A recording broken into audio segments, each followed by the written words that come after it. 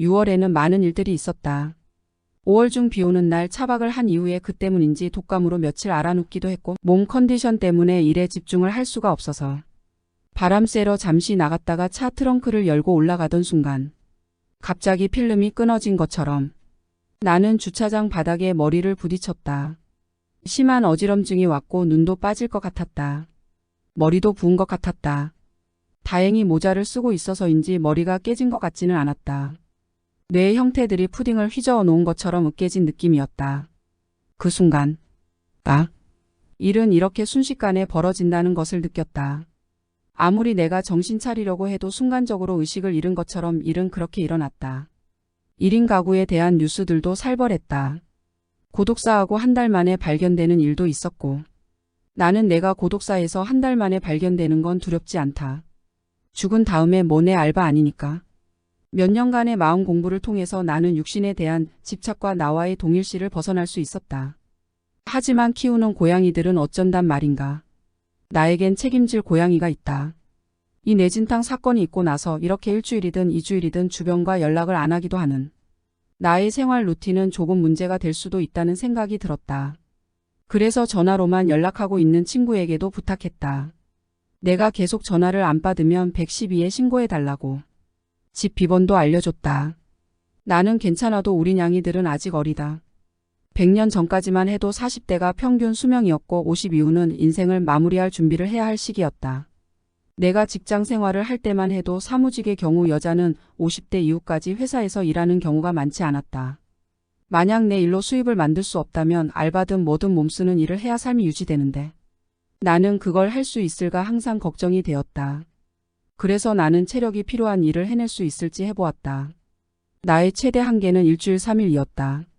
그것도 모든 에너지를 다 써서 쉬는 날에도 일에 집중하기 힘들 정도인데 나이 들어서 그걸로 생계 유지가 될 수는 없지 않은가.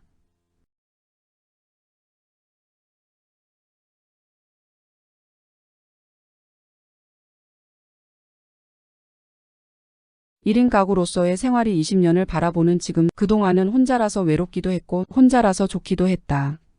부모님을 더 챙길 시간이 되어서 다행이었고 다행히 강아지들이 생겨서 그 외로움은 점점 익숙함과 편안함이 되었다. 하지만 강아지들이 가고 나서 다시 철저히 나는 혼자라는 걸 느꼈다. 식욕과 무력 그리고 성취욕이 한 번의 연기처럼 사라지는 순간이었다. 삶을 붙잡고 있을 이유를 찾아야 했다. 일도 혼자 하고 밥도 혼자 먹는 나는 주말에 가족을 만나는 것을 제외한 대외 활동을 일체 제한했었다.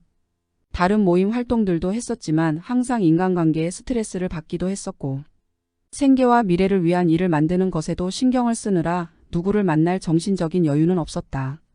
소개도 많이 받아보기는 했었다.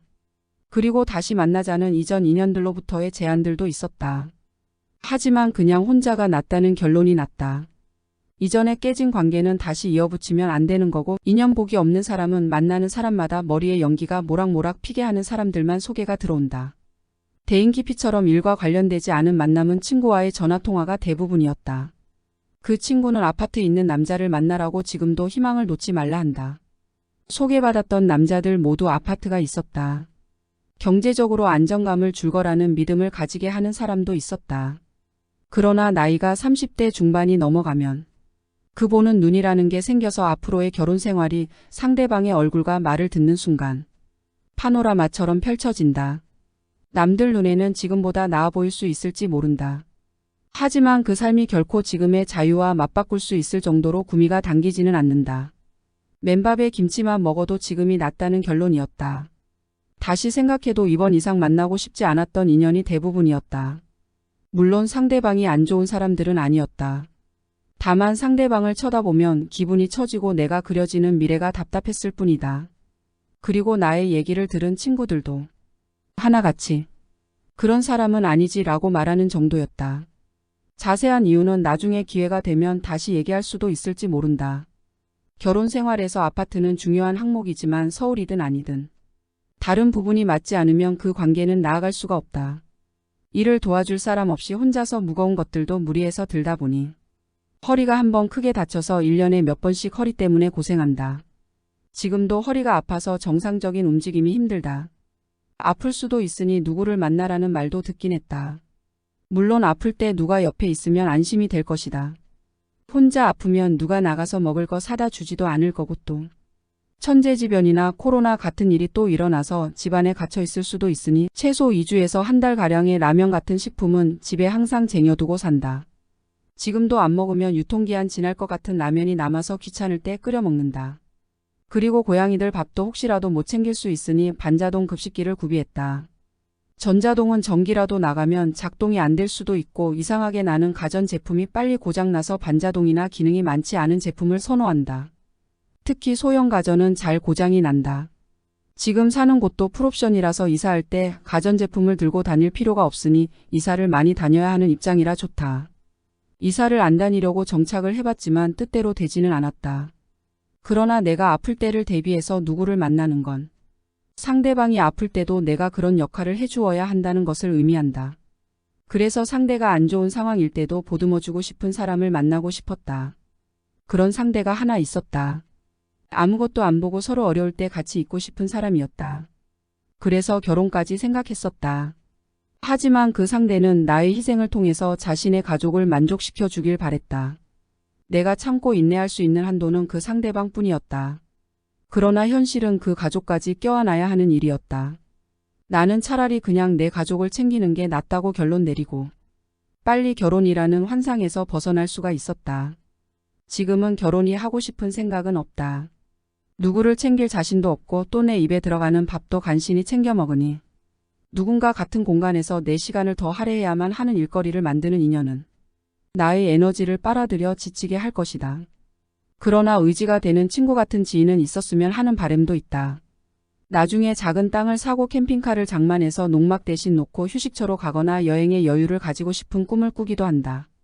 아무도 없는 시골에 혼자서 있을 자신이 없는데 그럴 때 누군가 옆에 있다면 싶은 바람도 생겼다. 서로 바라는 것 없다면 말이다. 그러나 인연을 만들게 되면 바라는 것은 남녀 가릴 것 없이 점점 늘어난다.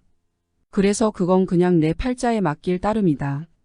혼자 살아서 불안한 건 친구와 일주일 한 번이라도 연락해서 안부를 주고받는 것으로 해결하는 게 지금으로서는 전부이다. 그렇다고 언제 어떤 일이 생길지 몰라서 인연을 만들려고 하지는 않을 것이다. 정말 내가 인연복이 없다면 옆에 누가 있어도 도움이 필요할 때는 꼭 아무도 없게 되기 때문이다.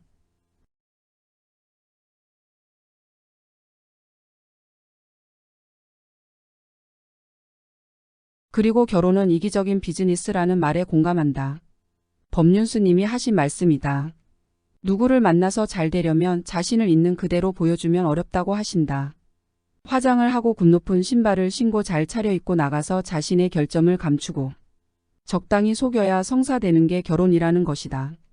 나는 이제 드라마를 보지 않는다. 이전에는 시크릿 가든이나 별에서 온 그대 같은 로맨스 드라마도 즐겨봤지만 현실에서 역효과를 보았기 때문이다. 드라마는 그냥 그런 주제를 아주 고급스럽게 포장해서 가치 있어 보이게 만드는 상술이다. 잠깐 혈당을 높여서 기분을 좋게 만드는 커피나 초콜릿 같은 거다. 현실에서 이상을 꿈꾸고 만난 남자는 외모도 내가 원하는 스타일이었고 또 나에게 드라마의 환상을 현실에서 느끼도록 짜릿함도 주기도 했다. 그러나 본 모습 그대로가 드러나기 시작하면 그 포샵된 이미지는 있는 그대로의 현실 앞에서 색이 바래고 만다. 그 색바랜 모습으로 관심이 떨어지기 시작하는 순간 계산은 시작된다. 이 선택이 과연 나의 인생을 밝게 해줄 것인지 아니면 어둠의 나락으로 끌고 들어갈 것인지. 내가 보는 눈이 없었다. 실제 연애보다 드라마를 통해 배운 연애라서. 어려움은 극복하면 행복이 온다는 환상이 있었으니까.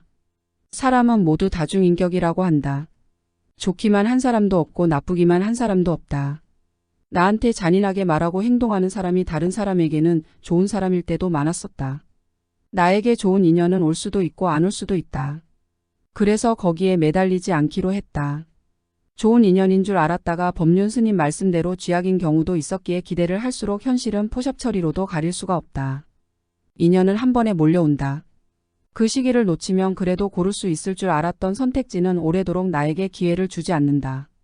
진실로 나에게 가장 좋은 선택지였던 상대는 더 좋은 상대가 있을 거라는 나의 욕심과 결정장애로 떠나가 버리고 말았다.